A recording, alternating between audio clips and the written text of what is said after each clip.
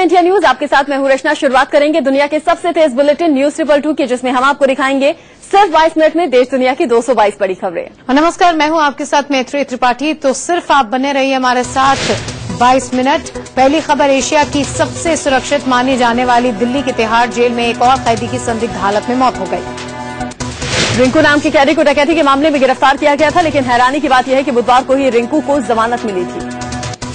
रिंकू को जेल से बाहर लाने के लिए पूरा परिवार तिहाड़ गया था, लेकिन जेल प्रशासन ने बताया कि रिंकू की तबीयत सही नहीं है और उसे डीडीयू अस्पताल में भर्ती किया गया है।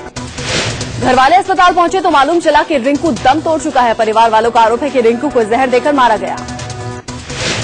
तिहाड़ जेल में पिछले 4 दिनों में कैदी की मौत का ये तीसरा मामला है। इसके 4 दिन पहले भी एक कैदी ने यहां सुसाइड कर लिया था।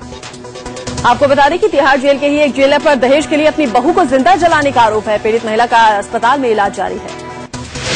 पुलिस ने आरोपी जेलर और पीड़ित के पति को गिरफ्तार कर लिया है। दिल्ली के सदर बाजार इलाके में बीती रात मेवाती गैंग से दिल्ली पुलिस की मुठभेड़ हुई। दोनों तरफ से काफी देर तक गोलियां चली। पुलिस ने मेवाती गैंग के एक सदस्य को गिरफ्तार कर लिया, जबकि बाकी 4 भागने में कामयाब रहे।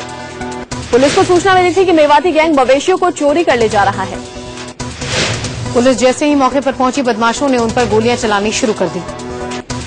पुलिस ने उस गाड़ी को जब्त कर लिया जिसमें वो मवेशियों को चुरा कर ले जा रहे थे। यूपी के अमरोहा में देर रात 3 वाहनों की जोरदार टक्कर में 5 लोगों की दर्दनाक मौत हो गई, जबकि कई लोग गंभीर रूप से जख्मी हो गए। टक्कर इतनी जोरदार रही कि तीनों गाड़ियों के परखच्चे उड़ गए। हादसा देर रात गजरौला के NH 24 पर हुआ। यूपी के बागपत में एक तेज रफ्तार LPG टैंकर अनियंत्रित होकर पलट गया और तेज धमाके के साथ उसमें आग लग गई। लेकिन जब तक टैंकर में मौजूद गैस खत्म नहीं हुई, आग पर काबू नहीं पाया जा सका। इस हादसे में ड्राइवर समेत 3 लोग जख्मी हो गए। आग इतनी तेजी से फैली कि आसपास के कुछ घर भी उसकी चपेट में आ गए। आग लगने की खबर पाकर दमकल की कई गाड़ियां मौके पर पहुंची, आग बुझाने की कोशिशें शुरू की। यूपी के बहराइच में पुलिस ने रोजगार सेवकों पर जमकर लाठियां बरसाई। ये लोग 1.5 साल से रुके वेतन की मांग को लेकर प्रदर्शन कर रहे थे। मौके पर पहुंची पुलिस ने इन्हें हटाने के लिए जमकर लाठियां बरसाई। नोएडा के सेक्टर 62 में JSS कॉलेज के गर्ल्स हॉस्टल के वॉशरूम में कैमरा मिलने से छात्र छात्राओं ने जमकर हंगामा किया। टॉयलेट में स्पाई कैम देखकर छात्राएं हैरान रह गईं। छात्राओं ने कॉलेज प्रशासन पर वीडियो क्लिप बनाने का आरोप लगाया। कॉलेज में भारी संख्या में पुलिस बल तैनात कर दिया गया, साथ ही मीडिया की एंट्री पर भी बैन लगा दिया गया। मध्य प्रदेश के उज्जैन में एक सठेरा शख्स 200 फीट ऊंचे बिजली के टावर पर चढ़ गया। टावर से हाई वोल्टेज लाइन गुजरती है, लिहाजा तुरंत बिजली का कनेक्शन काट दिया गया। वो तकरीबन 8 घंटे तक टावर पर चढ़ा रहा और पुलिस बेबस होकर उसे देखती रही। RLD नेता अजित सिंह से बंगला खाली कराने के बाद भड़के उनके समर्थकों ने कल गाजियाबाद में जमकर बवाल काटा। अजीत सिंह के समर्थक मुरादनगर से दिल्ली जाने वाला पानी बंद कराने पहुंचे थे। इस दौरान उनकी पुलिस से जमकर झड़प हुई। पुलिस ने RLD कार्यकर्ताओं को रोकने के लिए वाटर कैनन का इस्तेमाल किया। प्रदर्शन उग्र होने पर लाठीचार्ज भी किया गया, फिर प्रदर्शनकारियों को दौड़ा दौड़ा कर पीटा। दरअसल मुजफ्फरनगर से सैकड़ों की तादाद में अजीत सिंह समर्थक गाजियाबाद के मुरादनगर के लिए निकले हुए थे। पुलिस ने गाजियाबाद से पहले जगह जगह बैरिकेडिंग भी कर रखी थी। भीड़ जब मुरादनगर के वाटर पंप स्टेशन की ओर बढ़ी रही थी तो उन्हें रोकने के लिए पुलिस ने उन पर लाठीचार्ज किया और आंसू गैस के गोले भी छोड़े। पुलिस और प्रदर्शनकारियों के बीच में हुई हिंसक झड़प में गाजियाबाद के SSP धर्मेंद्र सिंह समेत 30 पुलिसकर्मी जख्मी हुए। पुलिस की लाख कोशिशों के बावजूद प्रदर्शनकारी मुरादनगर स्थित गंग नहर जा पहुंचे और उन्होंने दिल्ली को पानी सप्लाई करने वाला रेगुलेटर बंद कर दिया। हालांकि बाद में पुलिस ने हल्का बल प्रयोग कर रेगुलेटर पर कब्जा करते हुए पानी सप्लाई बहाल कर दी। मेरठ में भी चौधरी अजित सिंह का बंगला जबरन खाली कराए जाने और बिजली रेगुलेटर बंद कर दिया। हालांकि बाद में पुलिस ने हल्का बल प्रयोग कर रेगुलेटर पर कब्जा करते हुए पानी सप्लाई बहाल कर दी। मेरठ में भी चौधरी अजित सिंह का बंगला जबरन खाली कराए जाने और बिजली पानी सप्लाई काटे जाने के विरोध में जमकर बवाल हुआ। अजीत सिंह समर्थक इस बंगले को उनके पिता चौधरी चरण सिंह की याद में स्मारक घोषित करने की मांग भी कर रहे हैं। दरअसल चौधरी चरण सिंह के निधन के बाद भी बंगला नंबर 12 किसान ट्रस्ट की गतिविधियों का केंद्र बना रहा और अजित सिंह इसका संचालन करते रहे। केंद्र में सत्ता बदलने के बाद अजीत सिंह को बंगला छोड़ना पड़ा और बंगले की बिजली पानी सप्लाई भी काट दी गई। उधर कांग्रेस ने पूर्व केंद्रीय मंत्री अजित सिंह के 12 तुगलक रोड लेन के बंगले को मेमोरियल बनाने की RLD की मांग का समर्थन किया। मध्य प्रदेश के सिवनी में एक निर्दलीय विधायक दिनेश रॉय उर्फ मुनमुन ने कार्यक्रम के दौरान मंच पर अजीबोगरीब हरकत की। विधायक ने पूर्व महिला सांसद नीता पटेरिया की साड़ी के पल्लू से सार्वजनिक रूप से हाथ पोंछ लिया। उस समय महिला नेता को इस बारे में पता तक नहीं चला। जब विधायक ने यह अजीबोगरीब हरकत की, उस वक्त नीता पटेरिया मंच पर विधायक के आगे खड़ी थी। इस हरकत पर मंच पर खड़े बाकी नेता हंसने लगे। मंच पर कृषि मंत्री गौरीशंकर बिसेन के साथ स्थानीय सांसद बोध सिंह भी मौजूद थे। बवाल बढ़ने पर विधायक ने सफाई देते हुए कहा कि भाभी से मजाक किया था, उन्हें हाथ नहीं लगाया। वहीं पूर्व सांसद नीता पटेरिया ने इस मामले में कहा कि उन्हें मंच की गरिमा का ध्यान रखना चाहिए। उन्होंने विधायक की शिकायत आलाकमान से की। यूपी के बाराबंकी में जमीन विवाद को लेकर एक बीएसपी कार्यकर्ता की हत्या कर दी गई। आरोपियों की अब तक गिरफ्तारी नहीं हो पाई है। सपा के एक विधायक पर आरोपियों को संरक्षण देने का आरोप है। उत्तराखंड के रुड़की में छात्र की हत्या को लेकर परिजनों ने जमकर हंगामा किया। परिजनों के मुताबिक पुलिस तीसरे आरोपी को बचा रही है। इस मामले में 2 आरोपी पहले ही गिरफ्तार हो चुके हैं। यूपी के बाराबंकी में एक लड़की से जबरन जिस्म फरोशी का धंधा करवाने का मामला सामने आया है। आरोपी पीड़ित के पड़ोसी हैं, जिसे वो अंकल आंटी कहकर बुलाती थी। पुलिस ने मामला दर्ज कर लिया है, लेकिन किसी की गिरफ्तारी नहीं हुई। पटना सिटी में एक बेकाबू बोलेरो कार रेलिंग तोड़कर गंगा नदी में गिर पड़ी। हादसे में 4 लोगों की मौत की आशंका जताई जा रही है। पुलिस ने स्थानीय लोगों की मदद से कार और शवों को बाहर निकाला। कानपुर के बिठूर इलाके में तेज रफ्तार कार ने एक मासूम को टक्कर मार दी। टक्कर के बाद मासूम की मौके पर ही मौत हो गई। गुस्साए लोगों ने बच्चे की लाश रोड पर रखकर जाम लगा दिया। मौके पर पहुंची पुलिस के समझाने पर लोगों का गुस्सा शांत हुआ और जाम हटाया गया। चीनी राष्ट्रपति शी जिनपिंग की भारत यात्रा का आज तीसरा दिन है। चीनी राष्ट्रपति शी जिनपिंग आज सुबह 9:20 पर डॉक्टर कोटनीश के रिश्तेदारों से मुलाकात करेंगे। चीनी राष्ट्रपति सुबह 9:20 पर डॉक्टर कोटनीश के रिश्तेदारों से मुलाकात के बाद फ्रेंडशिप अवार्ड में शिरकत करेंगे। सुबह 10 बजे चीनी राष्ट्रपति लोकसभा अध्यक्ष सुमित्रा महाजन से मुलाकात करेंगे। सुबह 10:30 बजे शी जिनपिंग कांग्रेस अध्यक्ष सोनिया गांधी से मुलाकात करेंगे। कांग्रेस अध्यक्ष सोनिया गांधी के साथ कांग्रेस के वरिष्ठ नेताओं का डेलीगेशन आज चीनी राष्ट्रपति शी जिनपिंग से मुलाकात करेगा। शिखर वार्ता के दौरान प्रधानमंत्री नरेंद्र मोदी ने चीन के राष्ट्रपति शी जिनपिंग से चीनी घुसपैठ पर नाराजगी जताई है। प्रधानमंत्री नरेंद्र मोदी ने 2 टूक कहा कि बेहतर संबंध के लिए सीमा पर शांति जरूरी है। पीएम नरेंद्र मोदी ने कहा कि लाइन ऑफ एक्चुअल कंट्रोल का विवाद सबसे पहले सुलझाना होगा। पीएम नरेंद्र मोदी ने चीन की वीजा नीति पर भी सवाल उठाए। चीनी घुसपैठ पर नरेंद्र मोदी ने सवाल उठाया तो शी जिनपिंग ने माना कि सीमा पर कुछ घटनाएं हुई हैं। शी जिनपिंग ने कहा कि सीमा विवाद जल्द सुलझा लिया जाएगा। उन्होंने सीमा विवाद को इतिहास का विषय बता दिया। खबर है कि पीएम नरेंद्र मोदी के विरोध के बाद लद्दाख के चिमार में घुसे चीनी सैनिक 2 किलोमीटर पीछे हट गए हैं।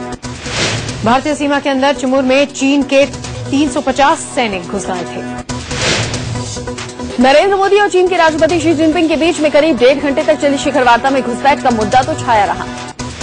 भारत और चीन ने 12 अहम समझौतों पर करार किया। भारत और चीन के बीच में 5 साल के लिए आर्थिक और व्यापार और विकास योजना का करार हुआ। शंघाई और मुंबई को ट्विन सिटीज बनाने का समझौता किया गया। साथ ही रेलवे व्यवस्था को मजबूत करने पर बात हुई। इसके अलावा ऑडियो वीडियो प्रोडक्शन के लिए भारत और चीन में करार हुआ। मीडिया, सिनेमा और सांस्कृतिक आदान प्रदान पर जोर दिया गया। बाहरी अंतरिक्ष के शांतिपूर्ण उपयोगों पर सहयोग के लिए भी समझौता हुआ। अगले 5 साल में चीन भारत में $20 अरब का निवेश करेगा। चीन भारत में 2 इंडस्ट्रियल पार्क बनाएगा। भारत और चीन ने आयात, निर्यात और कारोबार को बढ़ावा देने की बात पर जोर दिया। भारत चीन के बीच में कैलाश मानसरोवर के लिए नए रूट का भी करार हुआ। कैलाश मानसरोवर के लिए नाथुला से नया रास्ता खोला जाएगा।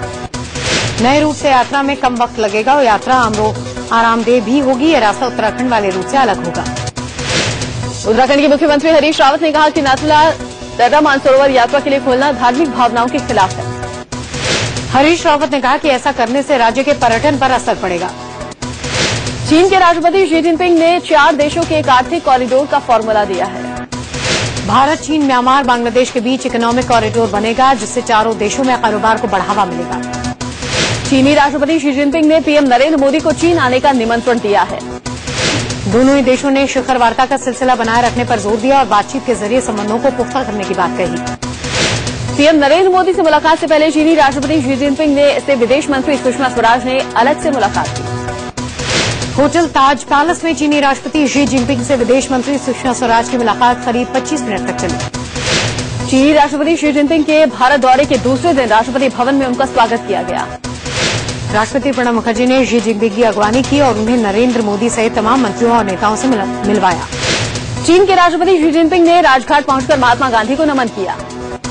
चीन के राष्ट्रपति शी जिनपिंग ने गांधी की समाधि पर फूल चढ़ाए। उनके साथ पत्नी पेंग लियुआन और स्मृति ईरानी भी मौजूद थी। राजघाट में विजिटर्स बुक में चीनी राष्ट्रपति शी जिनपिंग ने अपने विचार लिखे। उन्होंने लिखा कि जब तक आत्मा रहेगी तब तक गांधी जी का नाम रहेगा। जिनपिंग की पत्नी पेंग लियुआन ने भी विजिटर बुक में संदेश लिखे। चीनी राष्ट्रपति शी जिनपिंग की पत्नी पेंग लियुआन दिल्ली के वसंत विहार के टैगोर इंटरनेशनल स्कूल के प्रोग्राम में शरीक हुई। स्कूली छात्राओं ने शी जिनपिंग और पत्नी पेंग लियुआन के सम्मान में कई रंगारंग कार्यक्रम पेश किए। अखिलेश यादव ने चीनी राष्ट्रपति के भारत दौरे के बहाने पीएम नरेंद्र मोदी पर चुटकी ली। अखिलेश यादव ने कहा कि अच्छे दिन लाने का वादा करने वाले झूला झूलने में लगे हुए हैं। चीन के राष्ट्रपति शी जिनपिंग के दौरे के खिलाफ दिल्ली में तिब्बती शरणार्थियों ने जमकर हंगामा किया। हैदराबाद हाउस के बाहर हो हंगामा और प्रदर्शन कर रहे तिब्बती शरणार्थियों और पुलिस के बीच इस दौरान जबरदस्त झड़प हुई। चीनी राष्ट्रपति शी जिनपिंग के दौरे के विरोध में धौलाकुआं इलाके में एक प्रदर्शनकारी ऊंचे पोल पर चढ़ गया। चीन के राष्ट्रपति शी जिनपिंग के खिलाफ होटल ताज पैलेस के बाहर भी तिब्बती शरणार्थियों ने प्रदर्शन किया। चीन से तिब्बत की आजादी की मांग करते हुए तिब्बती शरणार्थियों ने चीनी राष्ट्रपति शी जिनपिंग के खिलाफ नारे लगाए। तिब्बती धर्मगुरु दलाई लामा ने कहा कि चीन को भारत से सीखना चाहिए और तिब्बत की समस्या का समाधान निकालना चाहिए। बीजेपी और शिवसेना में गठबंधन को लेकर पेच फंस गया है। शिवसेना 155 सीटों पर अड़ गई है। शिवसेना ने साफ कर दिया कि वो 155 सीटों से कम पर नहीं मानेगी। शिवसेना ने 18 सीटें बाकी छोटे दलों को देने की वकालत की है। शिवसेना ने अपने कोटे से 9 और बीजेपी के कोटे से 9 सीटें छोटे दलों को देने की बात कही है। गठबंधन में बीजेपी शिवसेना के अलावा 4 छोटी पार्टियां आरपीआई, राष्ट्रीय समाज पक्ष, स्वाभिमानी क्षेत्रकारी पक्ष और लोक संग्राम शामिल हैं। शिवसेना की ओर से 155 सीटों की मांग का फैसला देर रात एक अहम बैठक में उद्धव ठाकरे ने लिया। ये बैठक शिवसेना सुप्रीमो उद्धव ठाकरे के आवास मातोश्री में हुई। बैठक में शिवसेना नेताओं ने आखिरी फैसला उद्धव ठाकरे पर छोड़ा। बैठक के बाद शिवसेना नेता संजय राउत ने कहा कि महाराष्ट्र का आत्मसम्मान और शिवसेना का स्वाभिमान हमारे लिए अहम है। बीजेपी की ओर से मिले 24 घंटे के अल्टीमेटम पर संजय राउत ने कहा कि हमें इस अल्टीमेटम की कोई परवाह नहीं है। शिवसेना को कोई अल्टीमेटम नहीं दे सकता। बैठक के बाद शिवसेना नेता रामदास कदम ने भी बताया कि सभी नेताओं को उद्धव ठाकरे के साथ सभी नेता खड़े हैं। रामदास कदम ने कहा कि पार्टी नेताओं ने उद्धव ठाकरे को साफ शब्दों में कहा कि वो कहीं भी नहीं झुके। सभी नेता और कार्यकर्ता उनके साथ हैं। इससे पहले सीटों के बंटवारे पर तकरार के बीच में बीजेपी ने शिवसेना को एक दिन का अल्टीमेटम दिया। बीजेपी ने साफ कर दिया कि अगर सीटों को लेकर सम्मानजनक समझौता नहीं हुआ तो वो अकेले चुनाव लड़ेगी। मुंबई में बीजेपी अध्यक्ष की मौजूदगी में हुई एक बैठक के बाद ये फैसला हुआ। बीजेपी अध्यक्ष अमित शाह ने शिवसेना को 2 टूक कह दिया कि आत्मसम्मान की कीमत पर समझौता नहीं होगा। बीजेपी अध्यक्ष अमित शाह ने शिवसेना को नसीहत भी दी और कहा कि जैसे बीजेपी ने 2 कदम बढ़ाए हैं वैसे शिवसेना भी 2 कदम आगे चले। आज महाराष्ट्र में अमित शाह के दौरे का आखिरी दिन है। शाह आज विदर्भ इलाके में चुनावी बिगुल फूकेंगे। शाह के साथ बीजेपी प्रदेश अध्यक्ष देवेंद्र फडणवीस भी होंगे। शाह अमरावती में कार्यकर्ताओं को संबोधित करेंगे। इसके बाद अमित शाह गोंडिया में बीजेपी नेताओं के साथ बैठक करेंगे। खबर है कि गठबंधन और चुनावी तैयारियों को लेकर अमित शाह आज नितिन गडकरी से भी मिलेंगे। इससे पहले कल बीजेपी अध्यक्ष अमित शाह ने कोल्हापुर से महाराष्ट्र में विधानसभा चुनाव प्रचार का बिगुल फूका। शाह ने कोल्हापुर में चुनावी रैली कर प्रचार की शुरुआत की। उन्होंने दावा किया कि महाराष्ट्र में सत्ता परिवर्तन होकर रहेगा। रैली में अमित शाह ने सिंचाई घोटाले का मामला उठाया और कहा कि अगर सही जांच होती तो महाराष्ट्र के deputy CM Ajit Pawar jail में होते। महाराष्ट्र नवनिर्माण सेना को चुनाव से पहले बड़ा झटका लगा है। एमएनएस के तेज तर्रार विधायक राम कदम ने बीजेपी का दामन थाम दिया। राम कदम बीजेपी अध्यक्ष अमित शाह की मौजूदगी में बीजेपी में शामिल हुए।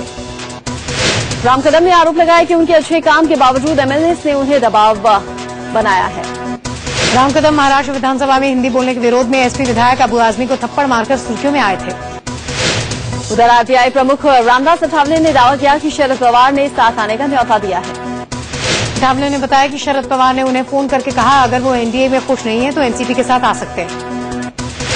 वहीं एनसीपी ने भी सीट बंटवारे को लेकर कांग्रेस को 2 दिन का अल्टीमेटम दे दिया।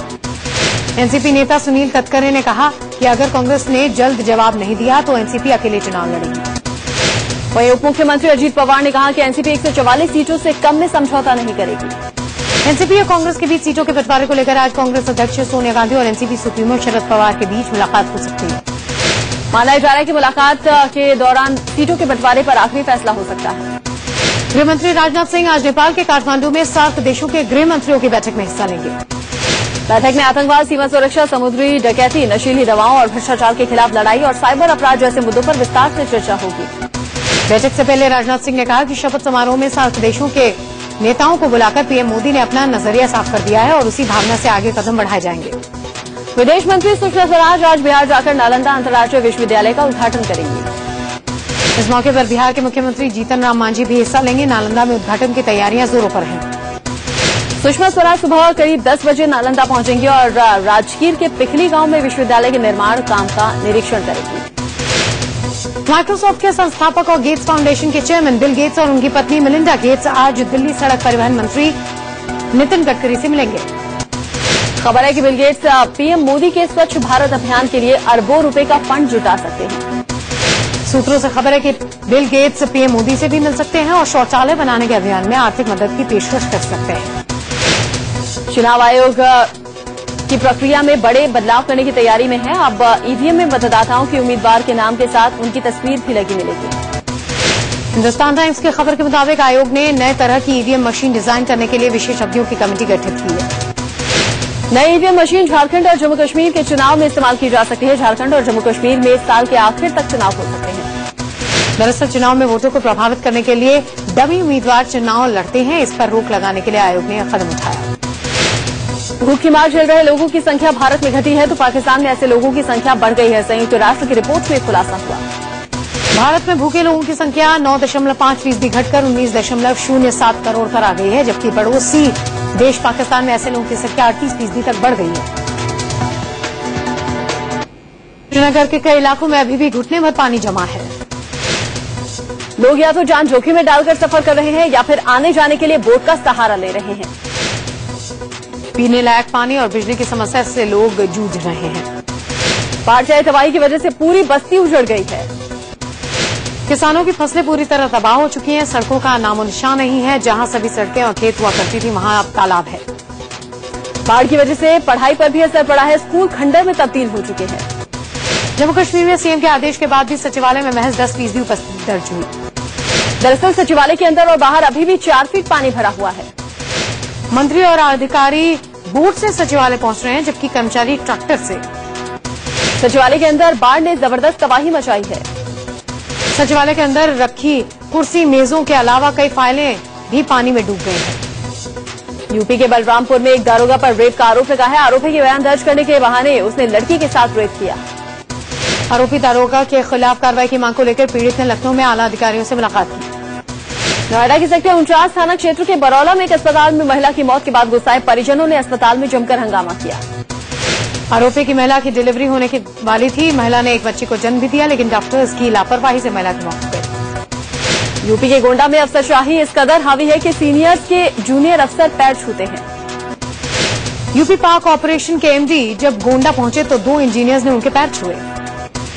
गोरखपुर में 1.5 लाख स्कूली बच्चों ने पीएम को पोस्टकार्ड लिखकर उनसे गोरखपुर में एम्स बनाने की मांग की। बच्चों ने लिखा कि अभी मरीजों को गोरखपुर से रेफर करने के बाद काफी मुश्किल होती है। धनबाद में एक नींव की खुदाई के दौरान 150 मुगल कालीन चांदी के सिक्के मिले, जिसे मजदूरों ने आपस में बांट लिया। बाद में पुलिस मजदूरों से सिर्फ 38 सिक्के ही बरामद कर पाए। इन सिक्कों पर अरबी भाषा में लिखा हुआ है। आगरा में होने वाली रामलीला में इस बार शाहरुख खान सीता का रोल निभाएंगे। बीकॉम सेकेंड ईयर के छात्र शाहरुख को अभिनय का शौक है। मुस्लिम परिवार से होने के बावजूद उन्हें घर वालों से इजाजत मिल गई है। रणजीत सिन्हा की विजिटर डायरी में आज सुप्रीम कोर्ट में सुनवाई होगी। रणजीत सिन्हा पर अपने सरकारी आवास पर 2G घोटाले के आरोपियों से मिलने का आरोप है। इस मामले में सुप्रीम कोर्ट ने सिन्हा से जवाब तलब किया था। आरोपों पर रणजीत सिन्हा सुप्रीम कोर्ट में बंद लिफाफे में अपना जवाब दे चुके हैं। वरिष्ठ वकील प्रशांत भूषण ने सीबीआई डायरेक्टर के घर की विजिटर डायरी देने वाले शख्स का नाम बताने से इनकार कर दिया है। सुप्रीम कोर्ट में हलफनामा दायर कर प्रशांत ने कहा कि नाम बताने से उस शख्स की सुरक्षा पर खतरा हो सकता है। मुंबई में लोकल ट्रेन ब्लास्ट मामले में मकोका कोर्ट आज फैसला सुना सकता है। 19 अगस्त को हुई सुनवाई में कोर्ट ने अपना फैसला सुरक्षित रख लिया था। मामले में 27 आरोपी हैं, जिनमें से 14 फरार हैं। आपको बता दें कि 11 जुलाई 2006 को मुंबई के लोकल ट्रेन में 7 बम धमाके हुए थे। इस हमले में 188 लोग मारे गए थे। शिक्षक भर्ती घोटाले के दोषी हरियाणा के पूर्व सीएम ओम प्रकाश चौटाला की अंतरिम जमानत की अवधि बढ़ेगी या नहीं, इस पर आज दिल्ली हाईकोर्ट में सुनवाई है। देश के अगले चीफ जस्टिस बनने जा रहे सुप्रीम कोर्ट के जज HL दत्तू के खिलाफ यौन प्रताड़ना के मामले में आज दिल्ली हाईकोर्ट में सुनवाई होगी।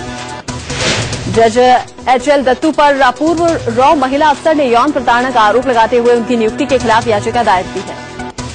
सीबीआई आज इलाहाबाद हाईकोर्ट में बदायूं मर्डर केस की रिपोर्ट दाखिल करेगी। बदायूं में 2 बहनों की लाश पेट से लटकी हुई मिली थी।